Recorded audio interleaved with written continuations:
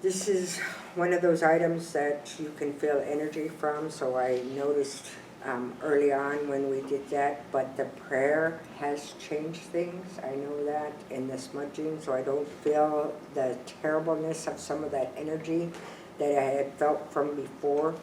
So I'm going to bring this item out.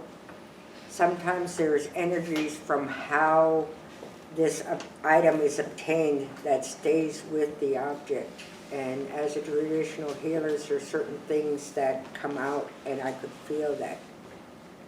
When we were here the last time, we did prayer over this item, knowing that there was energy coming from it, and I felt conflict with it. We did a prayer when we came into this process. At that point, I couldn't even touch this item. But since that prayer has happened, this doesn't emit that energy we had before. So I'm going to talk about it, but I tell you ahead of time, if you don't want to touch it, you're fine not to touch it. I do prayer before I come into the class and make sure that I'm in a good place where I'm at, because I feel these different energies and things that I do. There's different things I can see as a traditional healer. Last time I couldn't work with this item, but I let you know about that. I believe that there was conflict and loss of life when this item was obtained, and that was a negative energy I had felt when I saw this item. When we did that prayer, we asked that the spirits come and understand that we're working with goodness and that we're wanting to share education in this process. I don't do it as a means to create fear with you, but I do know some people have energies that they can feel, and if you feel that, don't feel like you have to look at these items or touch them, because I felt that way the last time. But I also talked with other elders and told them that I felt that energy, and they told me we did right by doing the prayer and asking for the smudging, because that helps to change the energy. And so when I did that prayer, I told the one above and the spirits that we were trying to use these items to educate and share the goodness. And so when I touch this item this time, I feel the change in that energy, and I'm not hesitant to touch it like I was before. This item has been made out of fur. It has a carving on the face, and it looks, let's pull it out.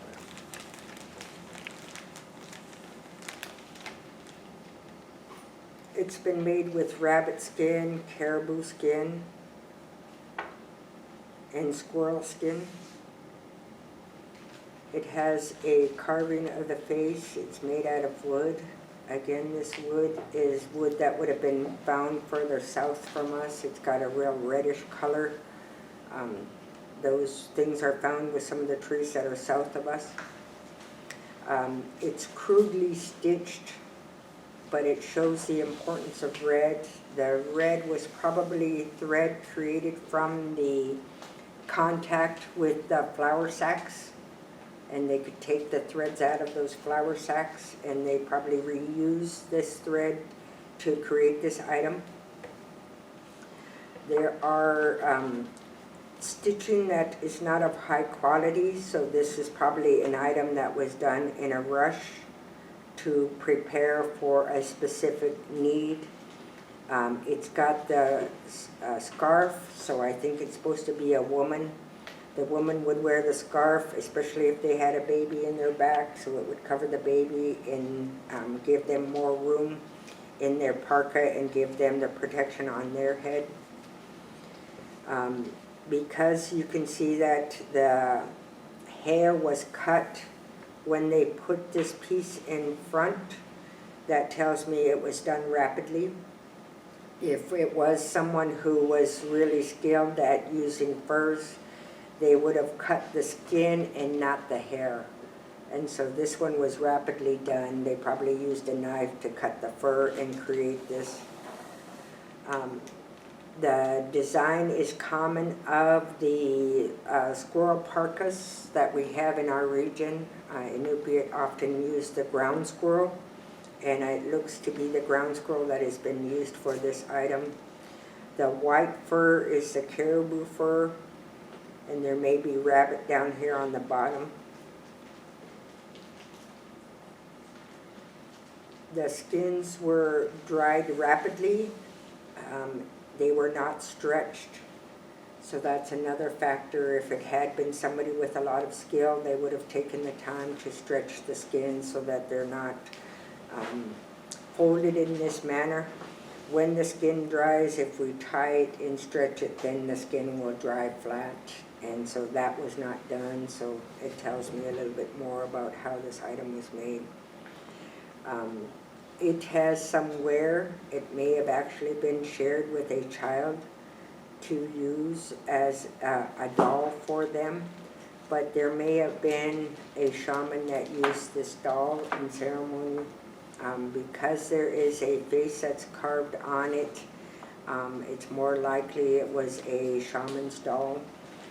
There would have been various ceremonies, but it may have been created for a specific individual when they got sick and the shaman was performing ceremony to help them heal.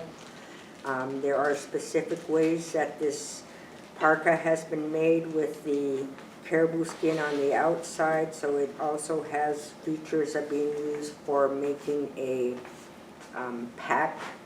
So it could have been in reference to someone who had traveled to their community, and it's part of the story that they would have retained to create an item to use in continuing sharing the story over time. This on the bottom may actually be wolf skin. The way that these hair patterns lay, you can tell the difference in the hair pattern on the leggings versus this one here where the hairs are longer, and these actually have a hollowness to them. So this is more caribou and this is wolf.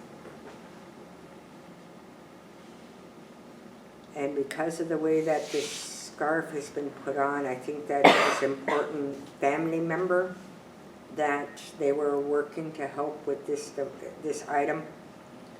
And it gave the recognition of certain things that that person may have actually worn at that time.